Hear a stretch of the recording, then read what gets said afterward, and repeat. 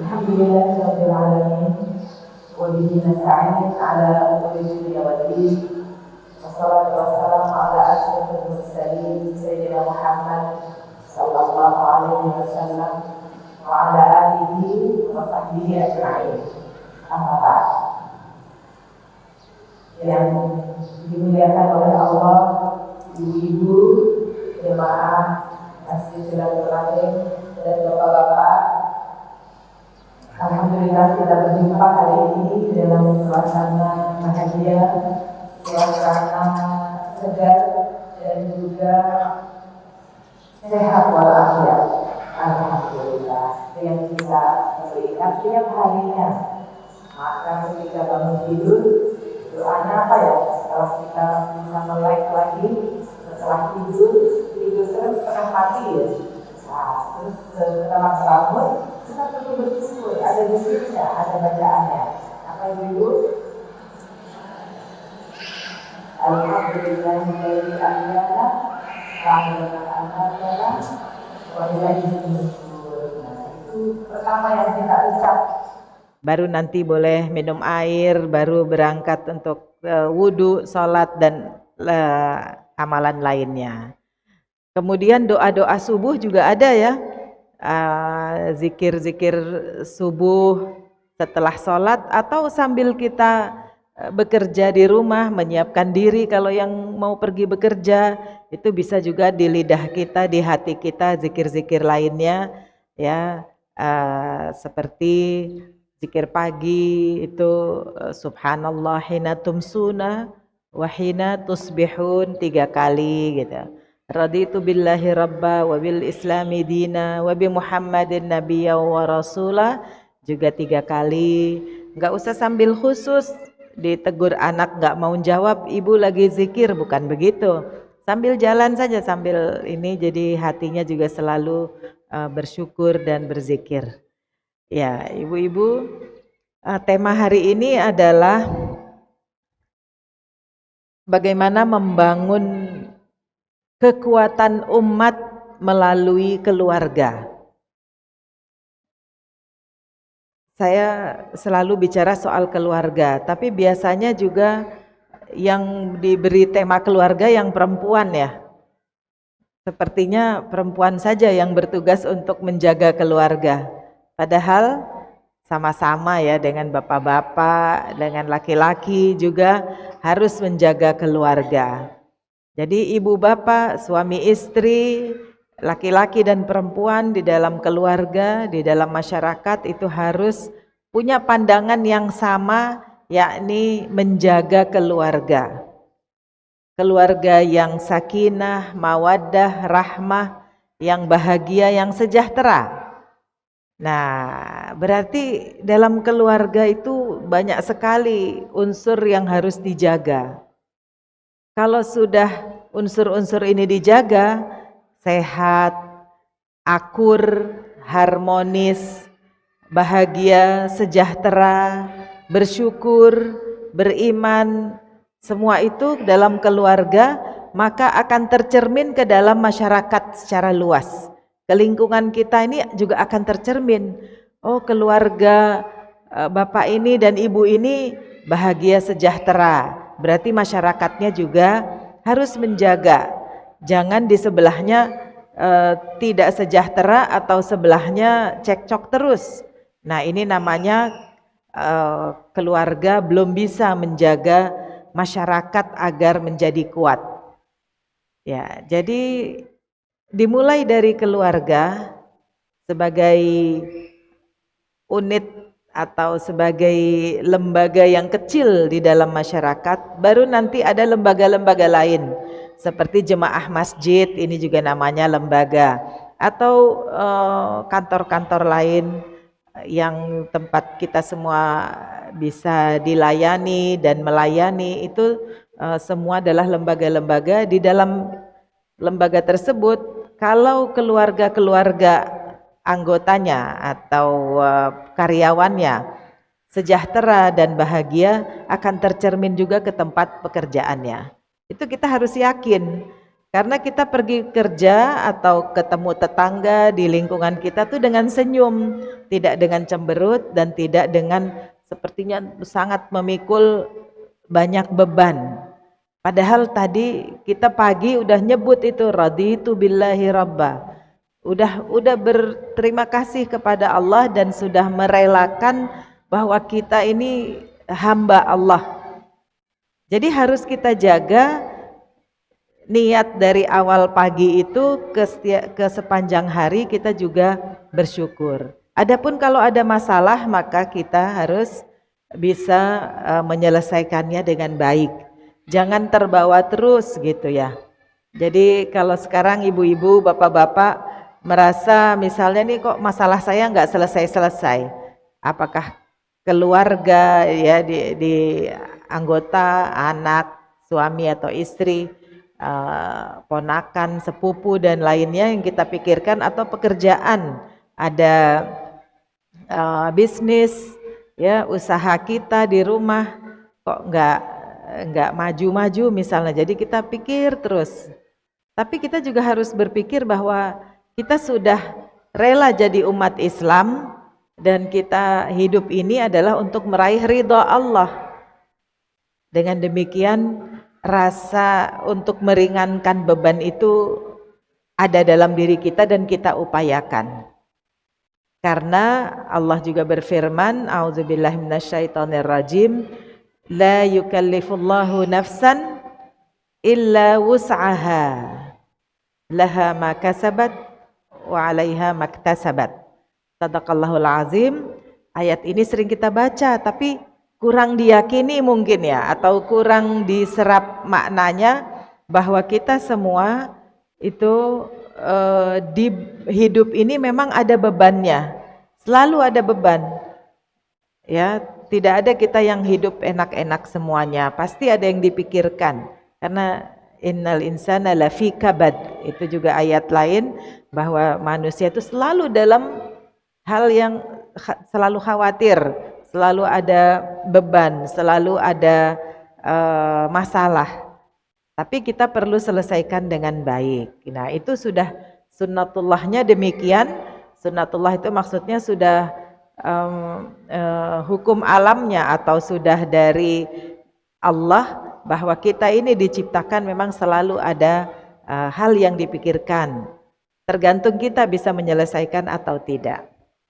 Baiklah, jadi tadi itu adalah mukaddimah dari saya bahwa hal-hal yang terjadi di dalam keluarga itu tercermin ke dalam masyarakat. Dengan taraf yang lebih luas, tentu negara kita, bangsa Indonesia secara umum juga akan menjadi lebih sejahtera apabila keluarga-keluarga kita juga sejahtera. Ini konsep pemerintah pun ada untuk menjaga keluarga yang sejahtera, sakinah, mawaddah, penuh rahmah, ya, itu ada dari pemerintah. Tapi tidak cukup, karena pemerintah tidak bisa menangani segalanya ya, tidak sampai ke pelosok-pelosok daerah di Indonesia agar keluarga-keluarga terjaga. Maka lewat masjid, lewat siaran radio, lewat pengajian-pengajian itu semua kita bisa sampaikan bahwa untuk menjadi kuat keluarga kita juga harus kuat, sehat. Program-program pemerintah yang kita lihat sekarang ini adalah agar ibu hamil sehat. Ya, kita setuju ya, semuanya pemerintah tidak bisa sendirian. Pasti dia cuma punya program beberapa tempat begitu seluruh Indonesia, tapi tidak mencapai semua. Terus ada program stunting. Ya, stunting itu adalah anak-anak bayi yang lahir tetapi tidak sempurna. Baik itu fisiknya, tumbuhnya jadi tidak normal seperti anak-anak biasa, atau kesehatan fisik dan mentalnya juga kurang. Nah, itu dicegah dengan asupan gizi yang cukup ketika ibunya hamil. Kemudian anak-anak masih 1000 hari, 1000 hari itu berapa bulan? Ya? 3 bulanan ya. 1000 hari 1000 itu 3 tahun ya. 3 tahun pertama anak kecil itu harus dijaga gizinya. Jangan ibunya tidak punya wawasan kesehatan tapi terus sudah harus ngasuh anak asal-asal saja. Nah, ini tidak cukup. Selalu dalam Islam pun ditegaskan bahwa al-muslimul qawi khairun min ad-dhaif. Jadi muslim yang kuat itu lebih baik daripada yang lemah. Maka kewajiban kita semua untuk menjaga anak-anak kita. Banyak program pemberian susu atau kacang hijau atau telur gitu ya. Nah, itu program baik. Maka kita saling peduli. Bukan hanya lingkungan kita tapi boleh juga ke lingkungan yang memang membutuhkan. Baik Ibu Bapak yang dirahmati oleh Allah Subhanahu wa taala. Ada 5 hal yang bisa meningkatkan kekuatan umat Islam. Dari dahulu sampai sekarang rasanya tidak keluar dari 5 hal itu. 5 hal untuk menguatkan umat dan melalui keluarga. Jadi 5 hal ini kita akui sebagai kekuatan bagi umat Islam dan dimulai dari keluarga, dijaga oleh keluarga, dikembangkan, disebarluaskan oleh keluarga juga. Kalau tidak nanti timpang. Misalnya urusan urusan sekolah hanya diurus oleh keluarga, tidak bisa, kita harus kerjasama sama sekolahnya ya. Anak-anak usia sekolah, orang tua bilang, saya aja yang ngajarinnya di rumah, saya punya buku-buku SD, SMP, saya yang ngajarin. Tapi rasanya kurang cukup, karena anak-anak perlu bersosialisasi di luar rumah. Walaupun ada sistem ya sekolah, namanya homeschooling. Homeschooling itu adalah orang tua mengajarkan di rumah atau panggil guru di rumah. Itu salah satu metode yang bagus juga untuk anak-anak tertentu. Tapi kalau untuk secara umum begitu, kita perlu sekolah ya. Nah, jadi intinya menuntut ilmu itu wajib. Bisa di rumah, bisa di sekolah, tetapi keberadaan sekolah itu perlu madrasah ya, sekolah, madrasah, perguruan tinggi, pesantren, lembaga pendidikan itu perlu dikembangkan secara baik oleh kita semua, bukan hanya pemerintah tetapi swasta, kita keluarga juga bisa melakukannya. Jadi apa itu yang 5 yang kita ingin perkuat di dalam keluarga kita? Yang pertama adalah tentu iman, kekuatan iman. Iman kita, iman kepada Allah, iman kepada Rasulnya, semua rukun iman itu mencerminkan sebagian dari penguatan iman. Kita menjaga rukun iman, menjaga rukun Islam, kita akan menjadi kuat. Ya, jangan dengan modern begini, saya nggak punya waktu baca Quran, gitu. Loh, bagaimana, kan kita sudah akui bahwa kitab suci adalah merupakan iman kita. Kitab suci kita adalah Al-Quran, cerminan iman kita, berarti harus kita jaga Al-Quran dan kita baca, kita fahami, kita aplikasikan, kita laksanakan ajarannya. Ya, jadi kekuatan iman itu terus menerus harus kita lakukan. Dari dahulu kejayaan masa Islam kita ketahui Ibu Bapak bahwa Islam pernah jadi super power. Super power itu jadi kekuatan adikuasa yang diakui di seluruh dunia selama berabad-abad karena imannya kuat, agamanya cepat tersebar. Seperti di Indonesia ketika masuk di abad 7, agama Islam langsung menyebar ke seluruh pulau. Walaupun ada yang lambat, ada yang cepat, tapi menyebar ke seluruh dunia. Demikian juga di semua benua langsung tersebar. Sampai sekarang jumlah umat Islam juga sangat banyak dan diakui agama yang paling cepat berkembang. Kalau kita lihat Eropa gitu, dulu agamanya Kristen, Katolik, sekarang banyak yang berubah masuk Islam. Nah, berarti suatu masa insya Allah umat Islam akan menjadi kuat. Kita harus percaya itu karena iman kita. Orang Barat itu heran, kok bisa ya orang beribadah, sholat misalnya itu bacaannya sama semua. Heran orang non-muslim. Dari mau tanya di Afrika sampai di Australia, Indonesia, sama sampai di Eropa pun kok bacaannya sama ya. Berarti memang ajaran ini disebarkan secara hak, secara benar, secara murni, secara yang baik, dengan cara baik, maka bisa langgeng sampai sekarang. Ya itulah agama Islam. Dan keimanan umat Islam itu menjadi daya tarik kepada orang-orang lain sehingga kita bisa, iman kita tetap terjaga dan bisa dicontoh oleh orang lain, masuk Islam mereka. Jadi kekuatan iman kita tidak ragukan ya, dari zaman dulu sampai sekarang itu perlu ditegaskan dan di dalam keluarga. Kemudian kekuatan akhlak. Subhanallah, Rasulullah Sallallahu Alaihi Wasallam ya bersabda, innama bu'istu liutammima makarimal akhlak. Subhanallah. Al-Quran menegaskan banyak hal itu juga.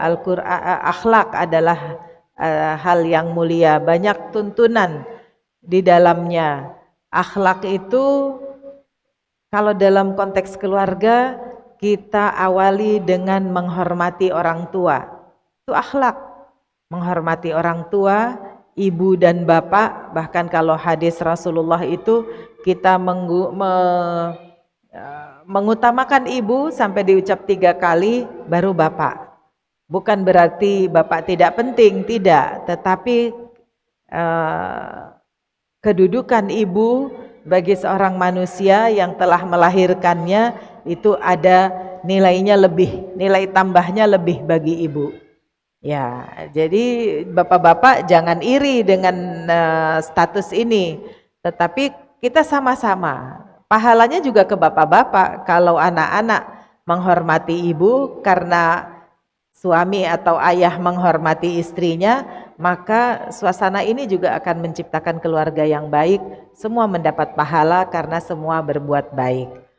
Ya, jadi akhlak itu kalau di zaman sekarang standarnya sudah beda. Standarnya ya standar zaman sekarang yang sudah banyak menggunakan gadget, ada internet, dunia maya. Sepertinya anak-anak jadi kalem-kalem aja ya, pada pegang gadget masing-masing, enggak merengek-rengek, minta ini, beli mainan, beli. Sekarang mungkin jarang ya anak beli mainan ya, karena mainannya ada di HP atau di gadget kita. Nah, standar akhlak untuk menggunakan gadget dan alat-alat itu pun, nonton TV dan lainnya juga harus kita jaga. Semua punya akhlak, punya tata nilainya ketika bergaul, ketika bergaul di keluarga, dengan masyarakat, dengan rekan kerja, semua ada akhlak. Kapan akhlak Islam bisa kelihatannya luntur? Luntur kapan ya? Kalau kita di masjid imannya kuat-kuat gak? Oh iya, pakaiannya Masya Allah, semuanya. Kita sepakat, kita di sini nih imannya lagi kuat. Tapi kalau sudah keluar di sini, iman kita mulai lagi berkurang. Karena mikirin kan, oh bisnis saya, oh nanti kerjaan saya, itu berarti tidak fokus lagi memikirkan Allah dan bersyukur kepada Allah, tapi sudah berbagi dengan urusan dunia. Iman kita mulai berkurang. Tapi terus selalu kita harus ingat, oh nanti ada sholat zuhur, iman kita kuat lagi. Kemudian bekerja lagi di rumah, nanti ada sholat asar, menjaga lagi. Salat yang 5 waktu itu sudah jadi kekuatan bagi kita untuk menjaga akhlak. Ya, inna salata tanha 'anil fahsya'i wal munkar. Itu akhlak Islam. Tetapi suka lupa orang sholat tapi terus nanti melakukan juga hal yang buruk, berkhianat, ngomongin orang, merencanakan hal buruk dan enggan untuk membantu orang. Itu akhirnya mengurangi iman kita dan akhirnya juga akhlaknya berkurang. Jadi sudah 2 ya Ibu ya, kekuatan iman itu pokok, kekuatan akhlak, berikutnya kekuatan ilmu. Subhanallah. Ilmu bukan hanya ilmu agama. Di sini ilmu yang mampu membangun umat Islam yang kuat fisik dan mentalnya. Kekuatan fisik berarti kita perlu ilmu kesehatan, kedokteran. Ilmu yang sangat banyak itu juga untuk membangun masjid yang bagus, madrasah yang kokoh, itu perlu ilmunya, ilmu teknik pembangunan. Jadi semua ilmu diperlukan. Bukan hanya paling penting ilmu agama itu benar, tapi cukup untuk menjaga iman dan akhlak. Untuk membangun dunia perlu ilmu-ilmu yang lebih detail lagi untuk membangun dunia ini. Ya, ilmu komputer itu penting, tetapi digunakan untuk hal-hal baik. Kalau kita tidak tahu pakai cara komputer, orang lain yang punya niat jahat bisa menggunakannya, kemudian kita jadi nggak tahu dan akhirnya kita dirugikan. Gitu. Misalnya kita tidak tahu kan kalau di HP ini, saya nggak mau tahu, nggak mau ribet, saya taunya HP itu untuk nelpon sama SMS gitu, sama foto ya. Tadi Ibu di sana udah ambil foto, seru banget ya Bu ya. Nah, bukan begitu. Kalau kita nggak mau tahu cara kerjanya HP, ternyata kita bisa ditipu lewat HP. Itu karena kita nggak punya ilmunya. Ternyata bisa dipakai untuk main judi lewat HP ini. Anak-anak kecil sampai yang dewasa, sampai pejabat-pejabat pun main judinya lewat HP. Nauzubillah. Jadi itu salah karena kita tidak tahu. Berarti akhlak dan imannya juga berkurang karena kita tidak punya ilmu. Maka pengembangan ilmu pengetahuan itu harus diutamakan. Ulama-ulama zaman dulu sifatnya generalis. Apa itu generalis? Ya, bisa mengetahui ilmu-ilmu yang banyak secara umum. Jadi seperti misalnya kalau imam-imam yang besar, Imam Abu Hanifah, Imam Syafi'i, mereka memang fokus di bidang agama dan menjadi imam-imam mujtahid besar untuk bidang fikih. Ya, tetapi mereka pasti dari awalnya tuh sudah belajar, sudah hafal Al-Quran, sudah memahami tafsir Al-Quran, hadis, kemudian bisa tahu juga ilmu kemasyarakatan, sifat-sifat manusia dan tabiatnya, sehingga dalam fikih bisa masuk berbagai hukum yang sesuai dengan masyarakatnya. Itu berarti ilmu sosiologi, berarti menguasai ilmu sosiologi, menguasai juga ilmu psikologi karena mengetahui sifat-sifat orang dalam kondisi tertentu bisa tidak melakukan hukum-hukum Islam, juga ada masuk bagiannya. Jadi dia sudah banyak ilmu. Belum lagi kalau kita lihat misalnya ulama besar seperti Ibnu Sina, pernah dengar ya? Nah, Ibnu Sina itu juga demikian, dia juga belajar utamanya adalah tafsir, fikih, hadis ketika masih muda dan menghafal Al-Quran, tapi kecenderungannya setelah dewasa dia ke ilmu kedokteran. Dia juga bisa filsafat, dia juga bisa ilmu pengobatan, sampai jasanya dikenang sampai sekarang. Jadi orang yang berilmu itu tidak akan mati. Ya kita tahu juga ya, orang yang sudah wafat kan sebenarnya tetap hidup di alam lain. Nah, lebih-lebih lagi ulama, cendekiawan yang punya buku banyak itu ketika wafat tetap dikenang sampai berabad-abad sesudahnya. Contohnya tadi imam-imam besar ya Abu Hanifah, Asy-Syafi'i, ya Malik dan juga Ibn Hanbal, itu imam-imam 4 fikih fuqaha ini dikenang sampai sekarang, bahkan diikuti fikihnya dan ajarannya. Ulama-ulama besar dalam bidang tasawuf ada Syekh Abdul Qadir Al-Jilani, ada ya sufi-sufi besar yang diikuti di Indonesia, Naqsyabandi, Tijani, itu Khalwati dan lain-lain, itu tarekat ya yang diikuti, itu juga merupakan ilmu luas sekali yang menjadikan kita bisa hidup di setiap zaman. Kok bisa hidup di setiap zaman ya? Karena kita ikut tarekat. Tarekat itu intinya kan berzikir ya, mengingat Allah. Iya betul. Sekarang ada pertanyaan, kenapa umat Islam tidak maju lagi seperti dulu zamannya Ibnu Sina, zamannya Ibnu Rushd atau Al-Khawarizmi, ulama-ulama besar itu? Kenapa kita tidak maju seperti itu? Kalau mereka itu penemu-penemu yang menemukan penyakit cacar, itu Ibnu Sina. Masih tahun 800-an atau 900-an. Tahun 900-an di abad 10. Kan hebat sekali ya. Nah, jadi penemu-penemu zaman dulu itu sudah sangat banyak. Kalau sekarang tadi pertanyaannya, kenapa sekarang tidak maju dalam ilmu pengetahuan seperti itu dulu ya? Sekarang ini majunya umat Islam di bidang apa? Atau semuanya mundur? Terbelakang semuanya ya.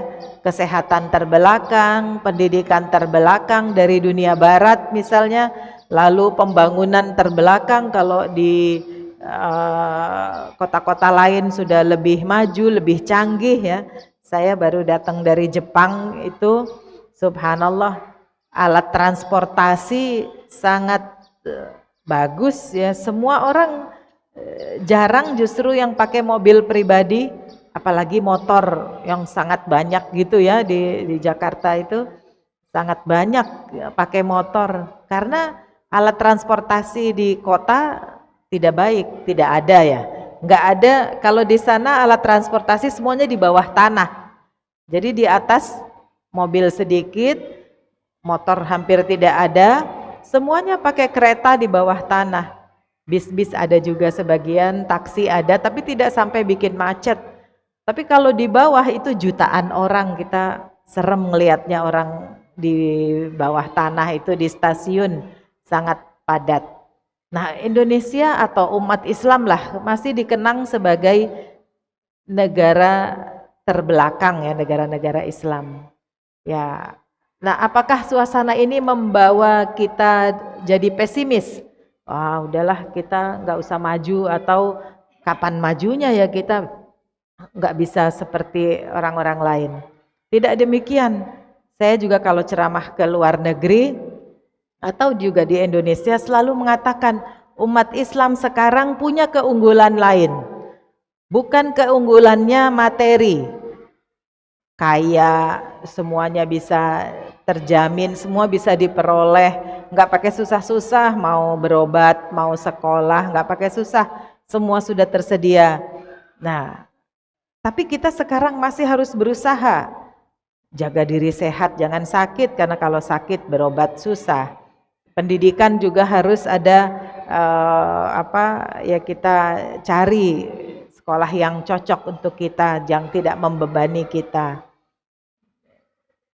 Jadi kita majunya di bidang apa? Ternyata kan berkembang tadi ya, sudah lebih dari 2 miliar orang Indonesia orang Islam di seluruh dunia. Berarti ada unsur yang menjadikan umat Islam maju. Bukan ilmu pengetahuan, karena kita tertinggal. Tertinggal, tapi walaupun banyak yang jadi tokoh. Seperti katanya yang di Jerman menemukan alat-alat olahraga yang canggih-canggih itu dirancang oleh orang Islam, orang Indonesia. Diterapkan misalnya dikembangkan oleh orang Turki yang Muslim juga di Jerman. Atau orang Indonesia ada di Jepang, dia yang bikin di program di HP ini 3G dan 4D, 3G ya. Dan 4G itu adalah orang Indonesia. Jadi pinter-pinter orang kita. Tapi secara umum mengapa terbelakang? Apa ya, di bidang apa kita majunya?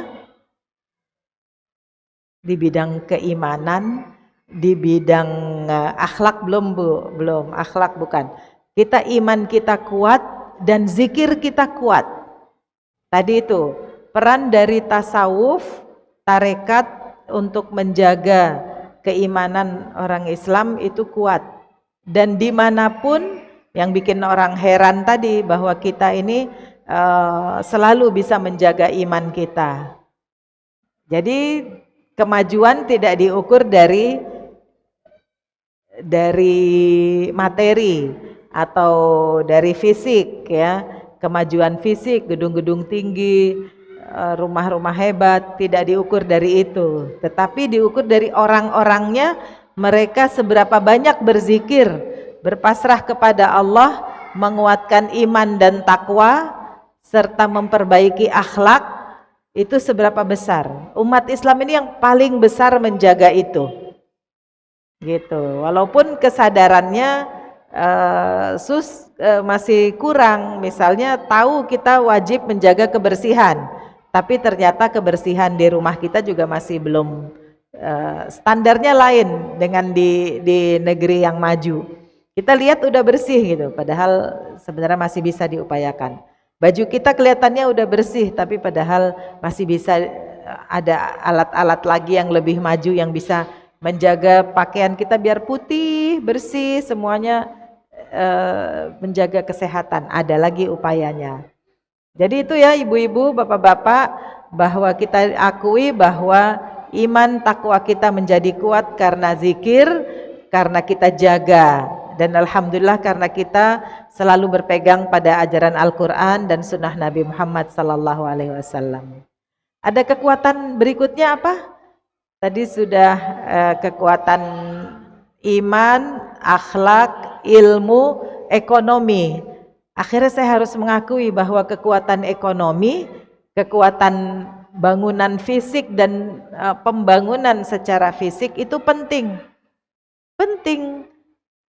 Misalnya kalau saya dari Ciputat mau ke sini, nggak ada jalan tol yang memudahkan, wah itu jadi lambat ya. Saya mungkin berangkatnya harus habis subuh ke sini baru buka-buka. Kalau dulu kan buka jalan dulu, misalnya di kebun-kebun ditebang-tebangin ilalangnya atau apa begitu. Sekarang kan udah enggak ya, cepet. Jadi pembangunan fisik itu memang membantu kita untuk menjadi maju dan juga melakukan segala hal dengan mudah.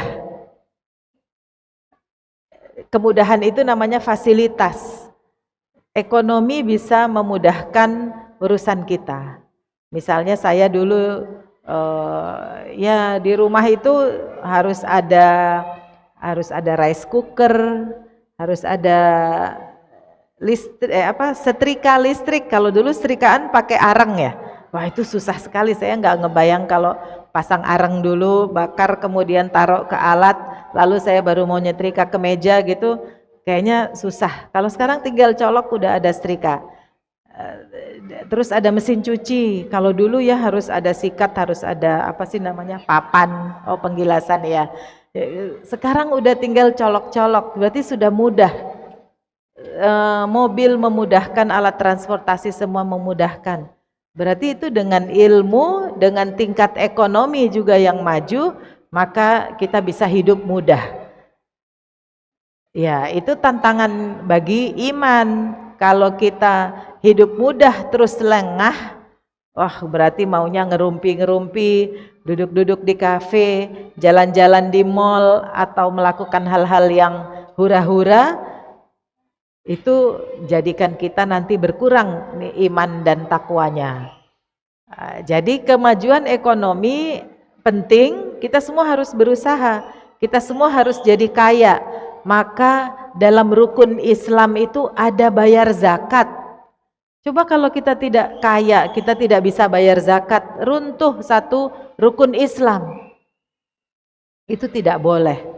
Maka adanya baitul mal wat tamwil, atau adanya bank-bank Islam yang membantu, ada qard hasanah, meminjam dengan cara yang mudah dan membayarnya tidak ada riba, itu penting dalam Islam.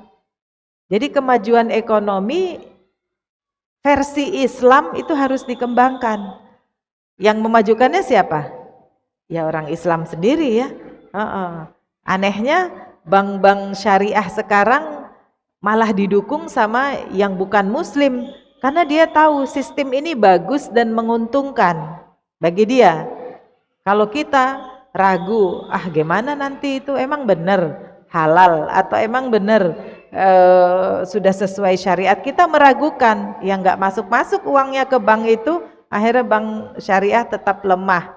Tapi mudah-mudahan tidak demikian. Sekarang sudah berkembang kesadaran untuk saling bertakaful. Dalam istilah Islamnya, istilah Arabnya takaful. Takaful itu adalah saling bantu-membantu untuk kebaikan, saling memikul beban kita untuk kesejahteraan bersama.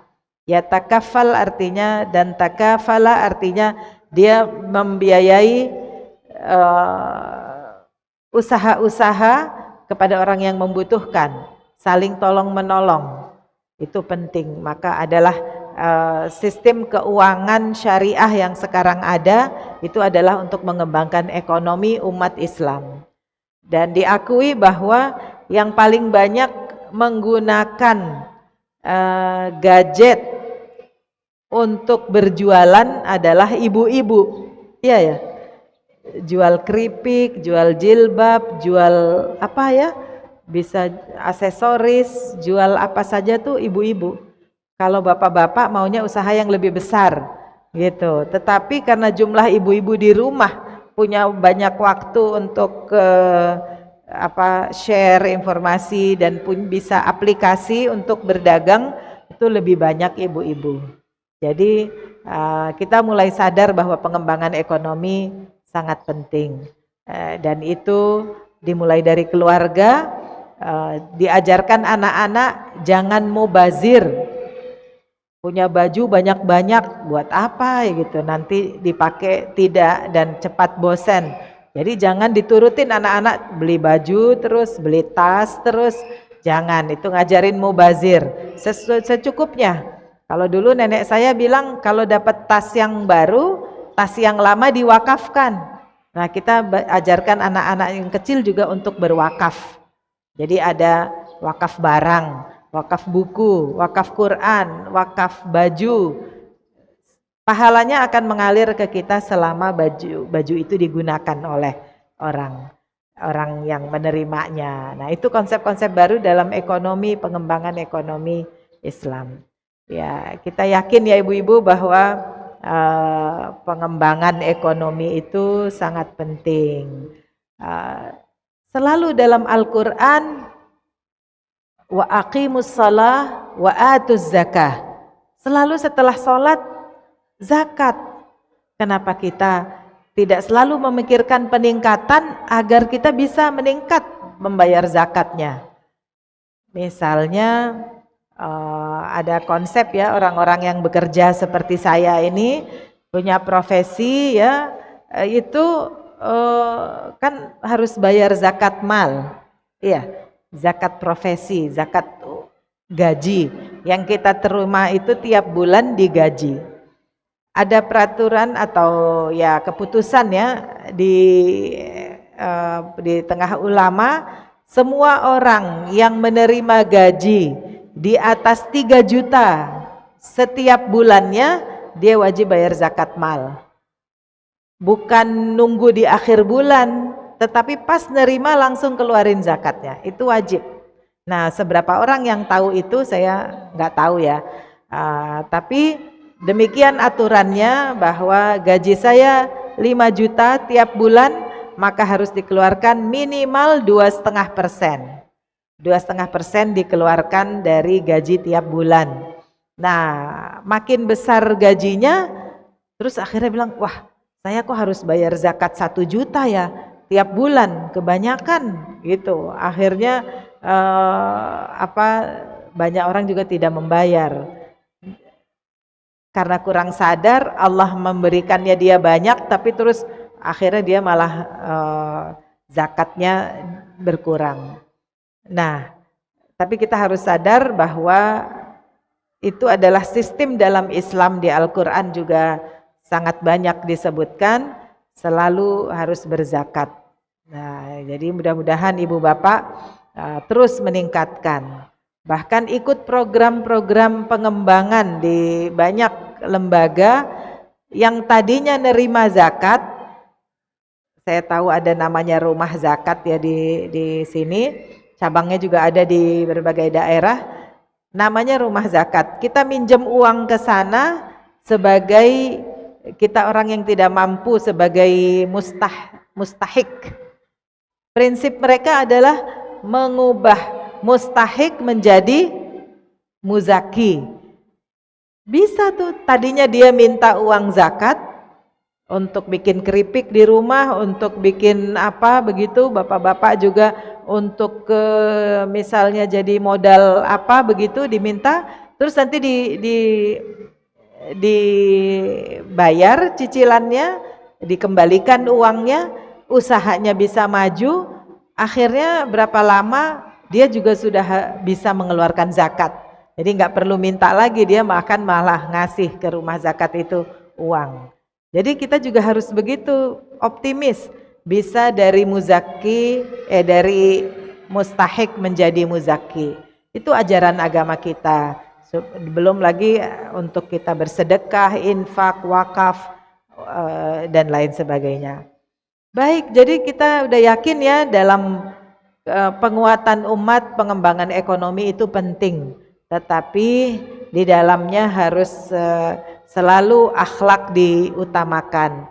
Jangan dengan sistem-sistem yang ada, misalnya sistem perburuhan, dieksploitasi buruhnya, tetapi digaji kecil dan pengusahanya yang makin kaya. Tidak boleh, itu bukan sistem Islami. Nah, kemudian ada yang menanam modal banyak gitu, sistem kapitalis, keuntungan juga banyak untuk dia, yang lainnya tidak dibagi. Nah, itu juga tidak. Nah, jadi syarat-syarat dalam bermuamalat itu dalam Islam ada, dan itu bisa memajukan seperti zaman dahulu juga telah maju. Ada yang terakhir ya, apa itu Ibu? Ya, kekuatan bersatu, al-wahdah, persatuan atau kerukunan. Itu sangat penting. Innamal mu'minuna ikhwah. Itu sudah ada banyak sekali bahwa kita orang-orang beriman Islam ini adalah bersaudara. Kenapa harus ribut-ribut? Pasti ada jalan supaya kita tidak ribut, apalagi bisa berkonflik. Kita pasti ada jalan yang baik untuk kita rukun. Jadi kerukunan itu kekuatan bagi kita. Dimulai dari rumah. Ibu bapak jangan cekcok. Kalau ibu bapak di rumah cekcok, anak-anaknya melihat, di luar juga dia jadi suka berantem. Udah besar dia tawuran di sekolah. Udah besar jadi pejabat, dia juga jadi koruptor, jadi orang yang selalu mau merusak. Tidak demikian. Jadi kita mulai dari rumah, ajarkan yang baik-baik. Kalau ribut jangan depan anak-anak supaya jangan dicontoh, tapi cepat akur, cepat berbaik, cepat islah, itu yang baiknya. Nah, jadi kerukunan itu penting sekali.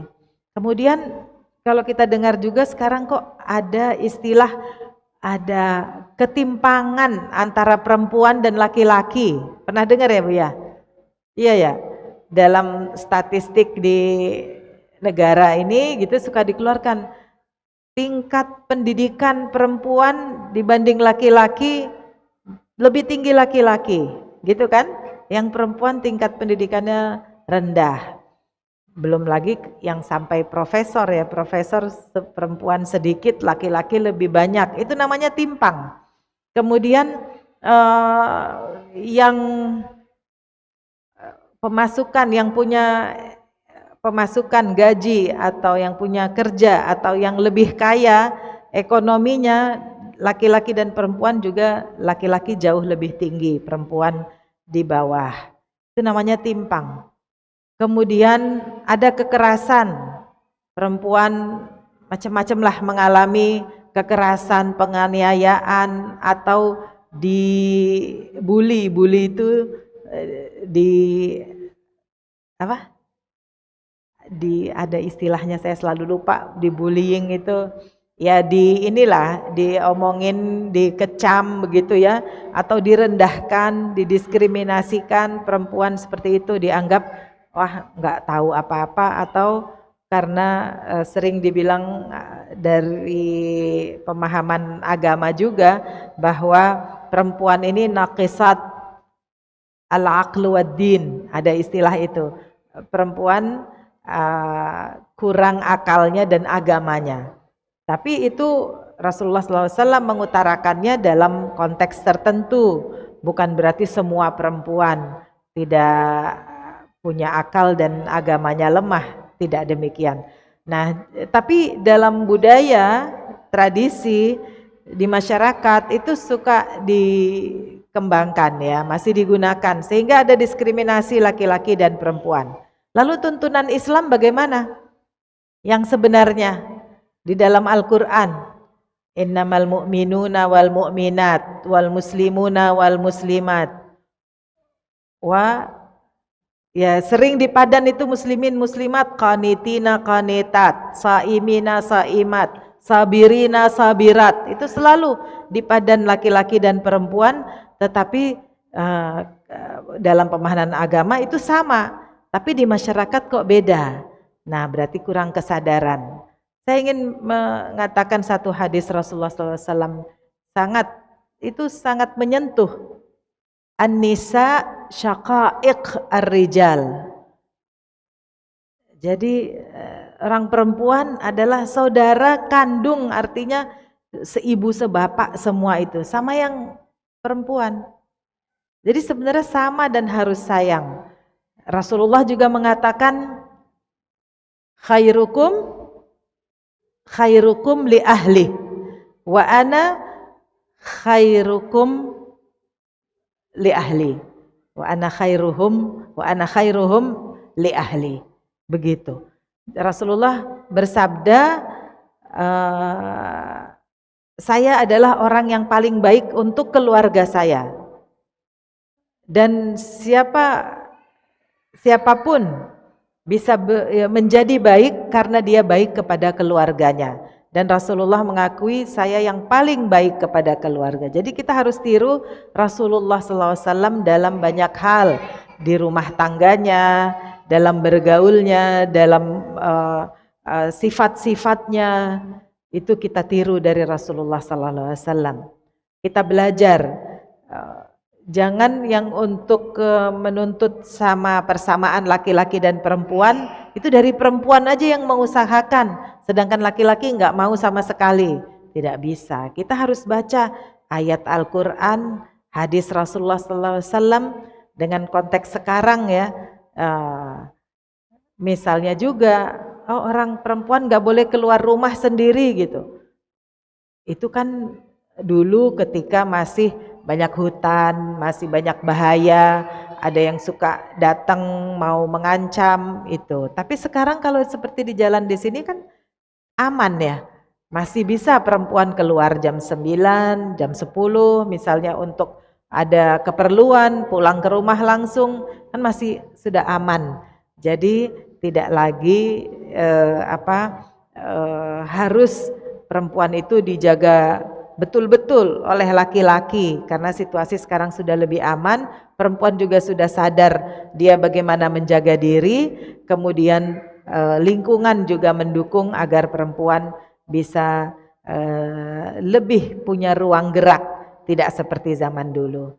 Nah, itu saya harus selipkan untuk kerukunan ini bukan hanya kerukunan antar umat beragama ya, dalam tuntunan Islam itu kita harus berbaik kepada semua manusia tanpa lihat agamanya. Tentu sesama agama kita itu yang harus kita prioritaskan. Tapi dengan agama lain kita juga harus akur, harmonis, tidak curiga bahwa mereka itu buruk, kecuali ada bukti bahwa mereka mau menyerang misalnya, nah baru kita hadapi. Nah, apalagi untuk kerukunan itu tadi saya contohkan adalah tentang laki-laki dan perempuan. Laki-laki perempuan kan ada di rumah tangga. Suami istri, kakak adik, ayah ibu, kakek nenek, itu semua ada di rumah. Jadi kalau dari rumah sudah ditanamkan kesetaraan, maka itu di masyarakat pun akan juga setara. Itu ibu-ibu bahwa kita menginginkan yang terbaik untuk umat Islam kapanpun dan dimanapun. 5 unsur inilah yang harus kita perkuat. Coba ibu-ibu tadi dan bapak perkuat iman, takwa, akhlak, ilmu, ekonomi, dan keharmonisan, kerukunan. Kita terapkan, kita ingat itu tiap hari di rumah kita, di masyarakat. Insya Allah menjadi masyarakat yang aman. Ya, kemudian keberkahan dari Allah akan turun. Kalau kita menjaga perdamaian, juga keberkahan dari Allah akan meningkatkan ekonomi kita, menjaga anak-anak kita dari bahaya, kemudian iman kita juga terjaga. Mudah-mudahan itu ya ibu-ibu, demikian yang bisa saya sampaikan. Kalau ada yang mau ditanyakan nanti boleh tanya jawab singkat ya Bu. Terima kasih atas perhatian ibu bapak semua. Al-afu minkum, kurang lebihnya mohon maaf. Wassalamualaikum warahmatullahi wabarakatuh. Waalaikumsalam warahmatullahi wabarakatuh. Baik ibu atau bapak, mungkin jika ada yang ingin ditanyakan silakan. Baik 1, 2, bapak mungkin ada dari bapak? Bisa 1 pak mungkin? Tidak? Baik 1, 2, 3, 3 dulu ya ibu. Dari depan mungkin tadi 1.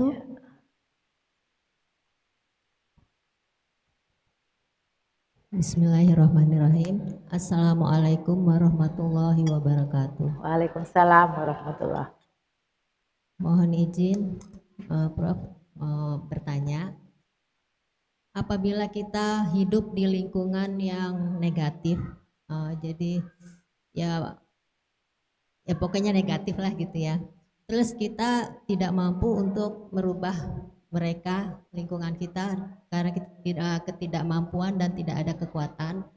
Nah, apakah kita harus menarik diri dari pergaulan sosial kita di lingkungan tersebut dan mengeksklusifkan diri? Maksudnya bergaul sama orang-orang yang sefrekuensi lah kalau istilah zaman sekarang gitu. Tapi menjadi kita ini dianggap sombong gitu loh. Padahal kita hanya ingin menjaga iman kita jangan sampai terkontaminasi oleh pergaulan mereka gitu yang negatif itu. Nah, mohon solusinya bagaimana yang harus kita sikapi seperti hal ini. Sama yang kedua, mohon maaf Prof,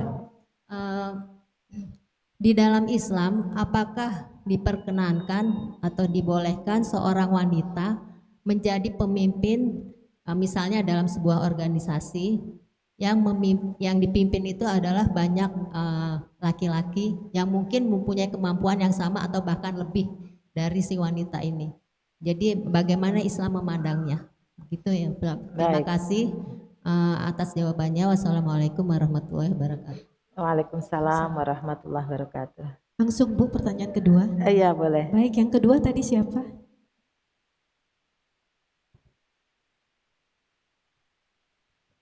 Bismillahirrahmanirrahim. Assalamualaikum warahmatullahi wabarakatuh, Ibu Amani. Yang ingin saya tanyakan ini mengenai peraturan pemerintah Ustazah yang nomor 28 tahun 2024. Ada pasal yang salah satunya mengatur penyediaan alat kontrasepsi untuk remaja dan pelajar ya, seolah-olah jadi pemerintah tuh merestui gitu hubungan bebas anak kita. Saya sebagai ibu, sebagai nenek dan sebagai orang tua ya, rasanya kok sedih dan miris, kok seperti ini gitu negara kita gitu. Kita tidak berbicara masalah politik ya Ustazah ya. Cuma dari agama kita pun kita kan mengajarkan di rumah anak-anak kita ahlaknya harus bagaimana, anak laki anak perempuan sama ya Ustazah ya. Bagaimana tanggapan Ibu Amani dengan PP ini yang alasannya untuk apa reproduksi atau apa, saya juga kurang mengerti. Baik, terima kasih. Assalamualaikum warahmatullahi wabarakatuh. Ya, waalaikumsalam warahmatullahi wabarakatuh. Yang terakhir di belakang ya Ibu. Iya.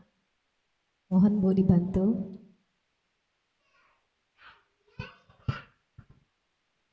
Assalamualaikum warahmatullahi wabarakatuh. Waalaikumsalam. Ibu, mohon maaf, nama saya Siti Komariah dari Jati Asih. Sudah selama 4 tahun ini saya tinggal bersama anak, jadi numpang di rumah anak. Sebenarnya tidak ada masalah yang serius gitu, karena saya tinggal bersama anak juga saya adem ayem aja. Anak saya kebetulan perempuan dan nggak pernah ngomong macam-macam gitu, jadi hidup saya tenang gitu. Cuman yang saya sedihkan itu cucu saya.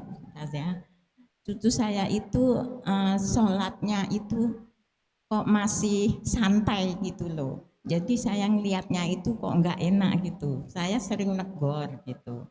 Saya sering negor, kan anaknya kebetulan laki-laki semua. Sudah yang paling gede udah tamat SMK, jadi berarti kan sudah balik gitu. Tapi kalau subuh itu saya mohon maaf, saya tuh tiap pagi kan sholat subuh ke masjid. Kadang-kadang kalau nggak saya bangunin, mereka itu nggak bangun gitu. Jadi itu yang bikin sedih saya. Kadang-kadang saya udah berangkat ke masjid, mereka belum bangun. Kadang-kadang malah saya udah pulang dari masjid, mereka belum bangun. Itu yang bikin masalah saya. Jadi kalau misalnya Ustazah, kalau saya nggak bangunin cucu saya, memang setiap mau ke masjid saya mesti bangunin cucu saya gitu. Jadi dia ngikut ke masjid. Kan kalau udah balik itu rasanya saya nggak enak gitu. Udah nggak mau ke masjid, bangunnya siang gitu. Jadi apakah dosa saya kalau saya kadang-kadang nih kalau lagi pegel sengaja nggak saya bangunin gitu. Jadi kadang-kadang saya udah pulang dari masjid itu mereka belum bangun. Mohon maaf saja, itu apa dosa gitu kalau saya ngebiarkan gitu mereka nggak bangun. Terima kasih. Assalamualaikum warahmatullahi wabarakatuh. Waalaikumsalam warahmatullahi wabarakatuh. Baik, ya terima kasih ya, terima kasih atas pertanyaan-pertanyaannya. Alhamdulillah Ibu Siti Komariah ini ya, saya apresiasi Ibu ya sebagai nenek yang baik ini. Masya Allah, tinggal bersama anak cucu, kita bersyukur ya Bu ya. Alhamdulillah, dan masih bisa mengajarkan kepada cucu. Saya jawab yang terakhir dulu ya, ini kena nyambung. Saya apresiasi Ibu dan mencontohkan yang baik untuk anak cucu. Tapi tadi Ibu bertanya, berdosa enggak kalau ninggalin anaknya enggak? Cucu tidak mau bangun ketika Ibu berangkat sholat subuh. Ya, kita dalam mendidik anak-anak itu kita lakukan dengan berbagai cara. Mencontoh saja, ibu bangun pagi pergi ke masjid, dia akan dengar terus neneknya bangun pagi ke masjid walaupun tidak membangunkan, itu juga sudah menjadi contoh. Apalagi membangunkan juga sudah menjadi contoh. Juga kadang ibu beri pelajaran bagi mereka, kalau nggak dibangunkan, bangun sendiri nggak? Ternyata juga enggak, itu juga merupakan pelajaran bagi mereka. Jadi dengan berbagai cara itu ibu tidak berdosa kalau melakukannya untuk melatih anak-anak tadi ya. Anak-anak memang sifatnya kadang nurut, kadang tidak nurut. Nah, dalam usia itu kita juga memahami masih kurang memahami kewajibannya. Ya, kita berdoa saja Bu. Saya sering sekali melihat juga begitu, berdoa agar tetap dijaga iman takwanya anak-anak kita walaupun muda. Tadi lulus SMK berarti sudah baligh ya. Kapanpun kita tidak tahu usia orang ya. Jadi bisa kita lihat juga yang muda juga sudah sakit terus wafat, bisa usia berapa saja. Maka kita perlu terus berbekal bahwa kapanpun kita tidak bisa lagi melaksanakan ibadah. Kita bersyukur bisa melaksanakan ibadah karena sehat. Ya, kalaupun dalam sakit juga kita lakukan juga.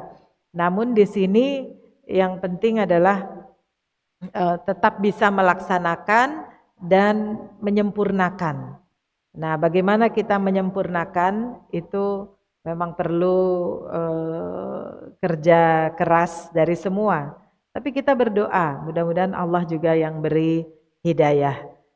Karena Allah juga mengatakan innaka lan tahdi man tasya walakinallaha yahdi may yasha. Jadi masalah hidayah ini kita serahkan kepada Allah. Kita doakan, apalagi orang-orang yang tercinta ya, suami, istri, ayah, ibu, anak, cucu, itu semuanya orang-orang yang kita cintai, kita inginnya semua ibadah bisa dilakukan sempurna oleh kita semua. Kalau belum sempurna, kita selalu diajarkan untuk beristighfar. Beristighfar, kemudian melaksanakan yang baik dan juga mohon kepada Allah untuk ditingkatkan terus iman kita. Baik, doanya juga begitu kan ya? Ya, kalau dicari doanya sekarang ini hilang. Tapi kita berdoa terus kepada Allah dalam bahasa apapun ya, agar cucu keluarga kita bisa melaksanakan ibadah dengan baik, sempurna. Insya Allah, amin ya rabbal alamin.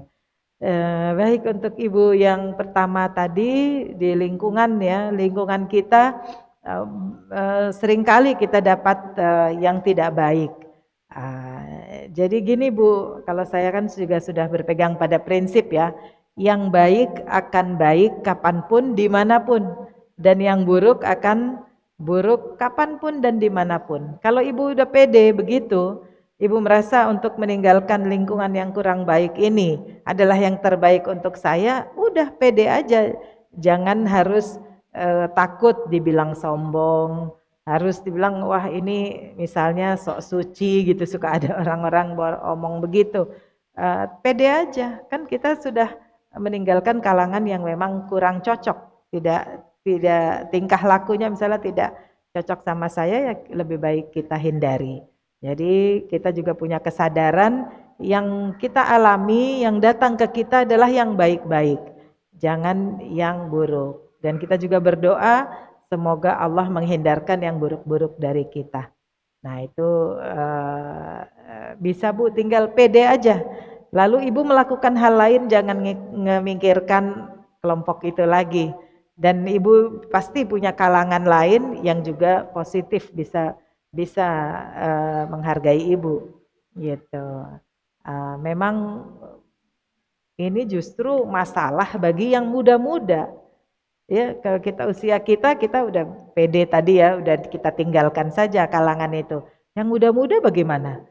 Kayaknya nggak bisa ninggalin temennya ini yang kelompok-kelompok ini, takut, banyak takutnya, nanti nggak punya teman lagi, nanti dibilang apa, dibilang ini begitu. Nah padahal tidak, kita harus tanamkan kalau buruk ya udah ditinggalkan saja ya, lalu kita mengalihkan ke yang positif sambil berdoa kepada Allah ditunjukkan selalu yang terbaik untuk kita ya Bu. Pede aja Bu. Yang berikutnya tadi apa? Oh iya, pemimpin perempuan ya, itu singkatnya tidak ada masalah kalau perempuan menjadi pemimpin bagi laki-laki di organisasi atau di perguruan tinggi atau di kementerian, bahkan di negara sekalipun. Kita udah pernah punya kan presiden perempuan, nggak salah karena ada sistem yang sudah disepakati di negara ini bahwa dengan sistem partai lalu ada pemilu, ada calon-calon presiden dan wakilnya, kemudian dilakukan voting atau pemungutan suara, lalu ada yang menang perempuan, tidak masalah. Sistemnya sudah kita atur bersama lewat DPR, nih kalau politik ya. Nah, kalau di kementerian juga begitu, mau ditunjuk menteri perempuan, dia punya wawasan, punya akhlak, punya ilmu, ya nggak apa-apa dia juga diangkat.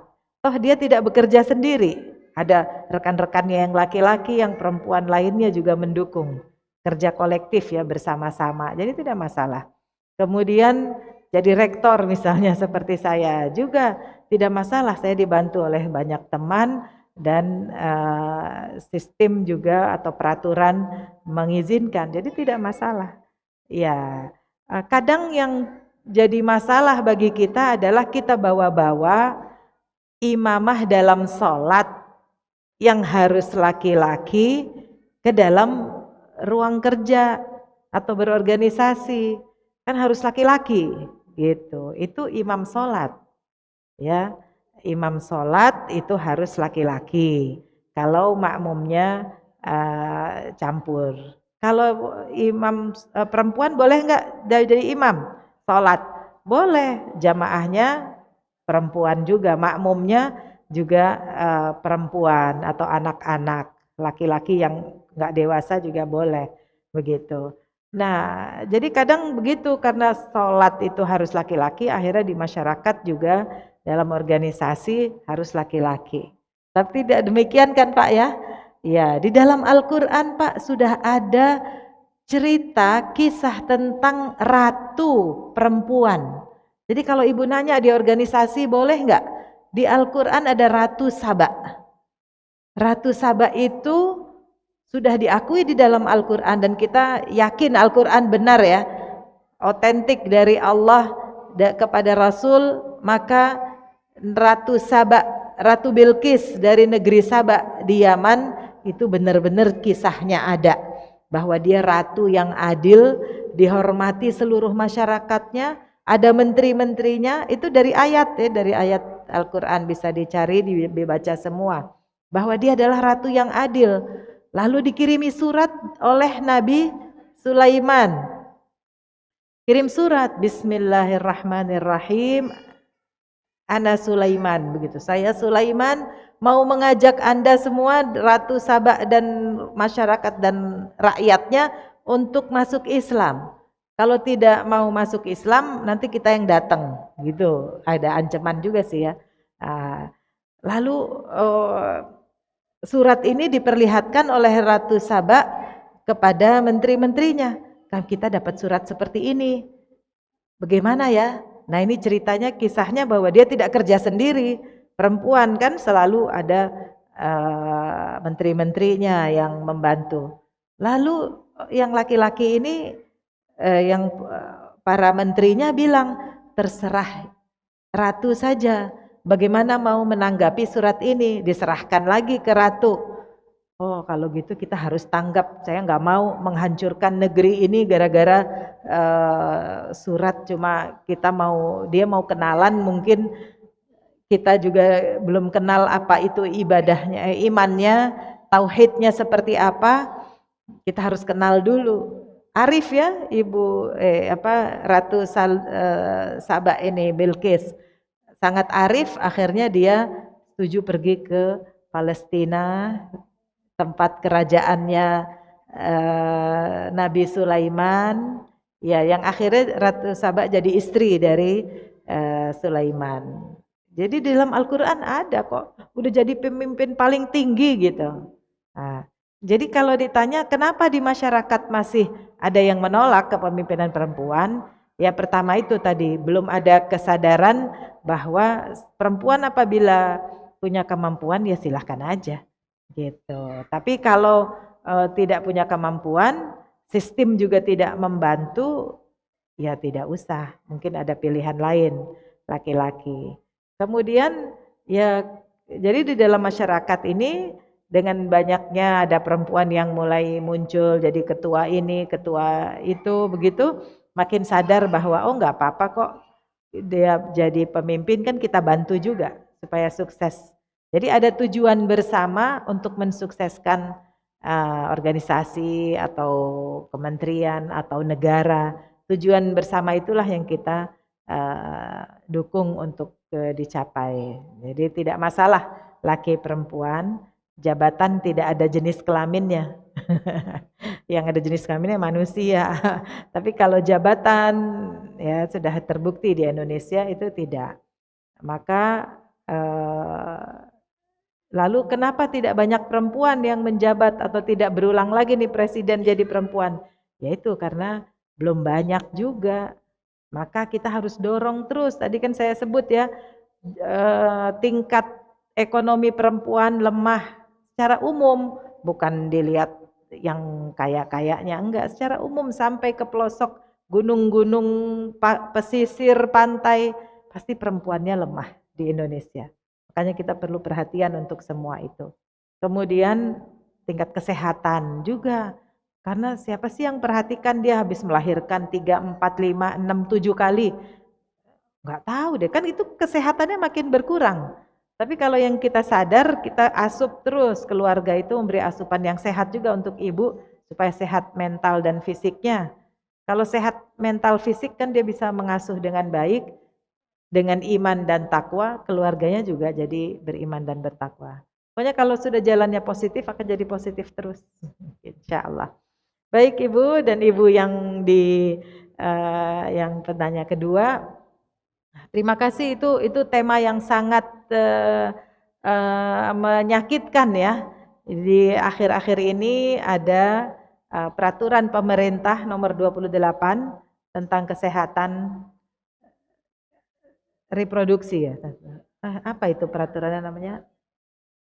Persisnya lupa saya. Tetapi ada yang dibicarakan, saya juga baca pasal-pasalnya itu, bahwa salah satunya memberikan alat kontrasepsi. Alat kontrasepsi itu untuk menjaga kehamilan, untuk tidak hamil, baik bagi laki-laki maupun perempuan. Supaya jangan terjadi kehamilan, maka di sekolah-sekolah disiapkan. Wah, ini nggak tahu ya. Kayaknya risih banget ya kita ya. Sepertinya nih ringkasnya gitu, kalau kita di rumah kita, ya kita tahu nih bahayanya ya, supaya jangan hamil. Ada anak-anak kita ini, kita siapin gitu di satu kamar di pojok rumah alat kontrasepsi. Kan nggak mau ya. Ini apaan ya? Kita di taraf keluarga aja risih untuk membicarakan itu, apalagi negara membicarakan untuk masyarakat. Nah ini memang kurang arif dan memang kecolongan itu peraturannya, akan direvisi. Sudah banyak usul dan kami di Majelis Ulama Indonesia juga sudah rapat dan sudah menyatakan revisi-revisi dari peraturan pemerintah itu banyak yang harus direvisi. Sehingga misalnya untuk tidak hamil bukan menjaga kesehatan saja tetapi menjaga mental juga. Kemudian daripada alat kontrasepsi disediakan lebih baik pembinaan akhlak. Pembinaan akhlak tadi untuk kita, iya, salah satu pembinaan akhlak saya sudah pernah sebut juga ya dalam forum ini, tidak boleh pacaran. Itu akhlak kita, akhlak masyarakat kita itu sebenarnya begitu.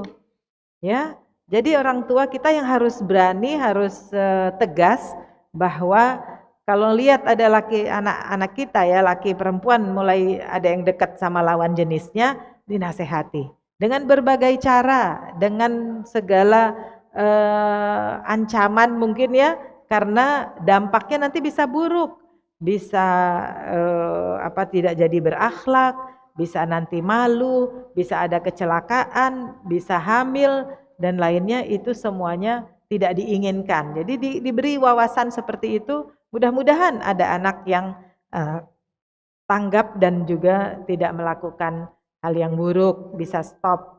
Tapi kita juga harus pintar mengalihkan kegiatan anak-anak muda ini supaya punya kegiatan positif sehingga pikirannya tidak untuk ke arah yang lain tadi. Nah, jadi peraturan pemerintah itu mudah-mudahan nanti secepatnya direvisi.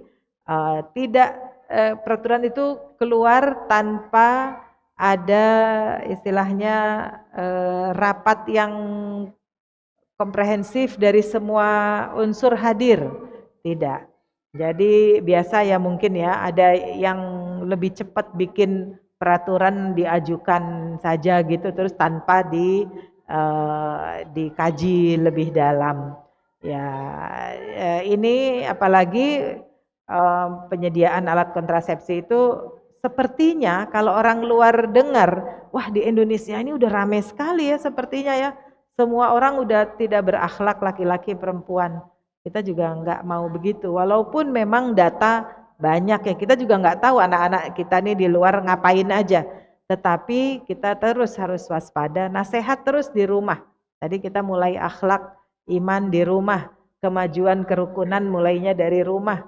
Maka pendidikan seks juga sebenarnya harus dari rumah. Dengan cara yang arif, yang baik. Jadi dia nggak nyarinya di luar informasinya, lalu bisa berani dekat-dekat ke lawan jenisnya. Yang saya lihat juga yang perempuan mau aja dibonceng sama temennya yang laki-laki. Terus yang laki-laki, yang perempuan juga kalau dia bawa motor nggak apa-apa ada temennya laki-laki di atas, itu salah. Itu tidak mencerminkan akhlak yang baik. Kalau naik motor ya udah masing-masing nggak usah boncengan yang lawan jenis. Bisa nggak bilang seperti itu? Harus bisa, harus bisa. Iya, karena yang benar akan benar kapanpun dan dimanapun. Kalau sudah yang benar dilakukan, dia akan dari kecil dia akan melakukan terus. Tapi kalau yang buruk dilakukan, dampaknya nanti pasti akan buruk. Ya, jadi itu Bu, itu tugas kita semua bersama dari ibu-ibu yang ada juga berusaha memahami apa sih itu pemerintah urusannya masalah ini. Ya, yang mengusulkan setahu saya juga itu adalah kelompok orang yang menangani tentang AIDS, HIV AIDS. Kalau dia tentang HIV AIDS kan dia sangat khawatir sekali kan. Oh ini berarti harus ada alat kontrasepsi supaya jangan nambah penyakit, nambah ini. Itu satu perspektif, tapi kan ada yang lain. Akhirnya mestinya bahasanya atau redaksi dari pasal-pasal peraturan itu mestinya tidak begitu. Kalau dia bergabung, tapi kalau hanya satu pihak yang mengusulkan ya jadinya begitu. Ya, sama dengan kita kalau kita fokus pada bidang pengembangan ekonomi, kan kita fokus bidang ekonomi, kita nggak peduli bidang kesehatan. Sebaliknya kalau kita fokus bidang kesehatan, kita masukkan anak ke sekolah ilmu perawatan, kita carikan kerjanya yang baik di ilmu perawatan, kesehatan masyarakat, kan kita nggak tahu bidang lain. Nah sama juga seperti itu Bu. Jadi cuma ini memang mestinya pemerintah lebih arif karena akan berlaku secara nasional, kemudian juga dilihat oleh orang luar negeri. Kalau ada peraturan yang demikian tidak ini nanti tidak baik, tidak mendidik ya.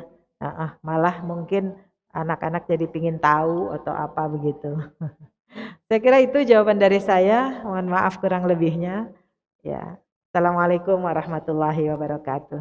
Waalaikumsalam warahmatullahi wabarakatuh. Alhamdulillah, Masya Allah. Ibu-ibu dan bapak-bapak, alhamdulillah kita bersyukur ya. Hari ini Ibu Prof. Amani dapat membersamai kita kembali dalam mengkaji ilmu Allah, khususnya dalam membangun kekuatan umat yang kita mulai dari keluarga kita sendiri. Terima kasih jazakillah khairan kepada Ibu Prof. Amani yang telah membersamai kami. Sebelum kita akhiri, ada sedikit yang perlu saya garis bawahi yang mungkin bisa kita ulang kembali dari apa yang telah Ibu Prof sampaikan, yaitu pertama, kita jaga niat kita dari awal pagi hari dengan mengawalinya dengan bersyukur kepada Allah. Kemudian kita harus menyadari bahwa hidup ini memang selalu ada beban. Innal insana fi kabad. Dan untuk menghadapi beban-beban kehidupan kita itulah kita perlu membangun kekuatan yang sudah disampaikan tadi, yaitu 5 kekuatan, yaitu dari iman, akhlak, ilmu, ekonomi, dan bersatu. Insya Allah mudah-mudahan ilmu ini menjadi suatu asupan rohani bagi kita untuk kedepannya kita dapat menatap kehidupan lebih optimis lagi dan lebih kuat lagi dalam menghadapi kehidupan kita di hari-hari mendatang. Amin ya Allah ya Rabbal Alamin. Bagaimana Ustadz Isa, masih ada yang ingin disampaikan atau ditutup saja? Ibu apa berkenan untuk berdoa untuk kita semuanya, memimpin doa untuk sebagai penutup. Pakai ini lagi.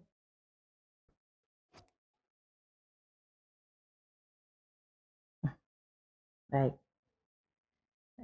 Astaghfirullahaladzim, astaghfirullahaladzim, astaghfirullahaladzim. Mari kita menengadahkan tangan, bermohon kepada Allah Subhanahu wa Ta'ala untuk dikuatkan iman dan takwa kita, serta diberikan keluarga kita semua kesehatan dan kesejahteraan. Semoga semua upaya kita di dunia ini diridhoi oleh Allah Subhanahu wa Ta'ala. Ila hadhihi niyah wa kulli niyatin salihah. Al-Fatihah.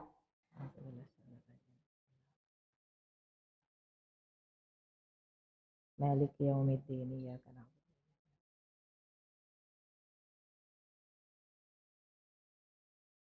Amin, amin, amin ya rabbal alamin. Bismillahirrahmanirrahim. Alhamdulillahi rabbil alamin. Hamdan yuafi ni'amahu wa yukafi'u mazidah.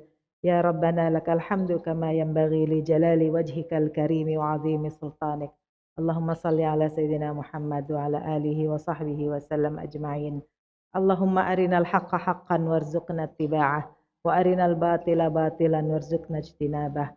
Allahumma a'inna ala dzikrika wa syukrika wa husna ibadatik. Allahumma ighfir lil mu'minina wal mu'minat wal muslimina wal muslimat yawma yaqumul hisab. Allahumma ahsin aqibatana fil umuri kulliha wa ajirna min khizyid dunya wa azabil akhirah. Rabbana innana zalamna anfusana wa illam taghfir lana wa tarhamna lanakunanna minal khasirin. Rabbana hab lana min azwajina wa dzurriyyatina qurrata a'yun waj'alna lil muttaqina imama. Rabbana atina fid dunya hasanah wa fil akhirati hasanah wa qina azaban nar. Subhana rabbika rabbil izzati amma yasifun wa salamun alal mursalin walhamdulillahi rabbil alamin.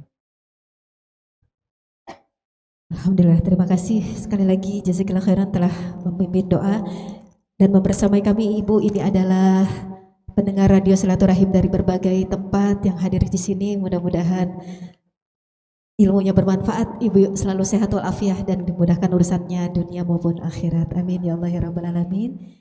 Ustadz Isa, tidak ada yang diumumkan lagi? Sudah? Baik ibu-ibu, saya mengucapkan banyak terima kasih atas kehadirannya, atas supportnya dan atas partisipasinya pada acara ini. Saya selaku pembawa acara mohon maaf jika ada kekurangan, kesalahan kata-kata. Kita tutup dulu dengan doa kafaratul majelis. Subhanaka Allahumma wa bihamdika asyhadu an la ilaha illa anta astaghfiruka wa atubu ilaik. Sampai berjumpa kembali di bulan depan dalam keadaan sehat walafiat. Assalamualaikum warahmatullahi wabarakatuh.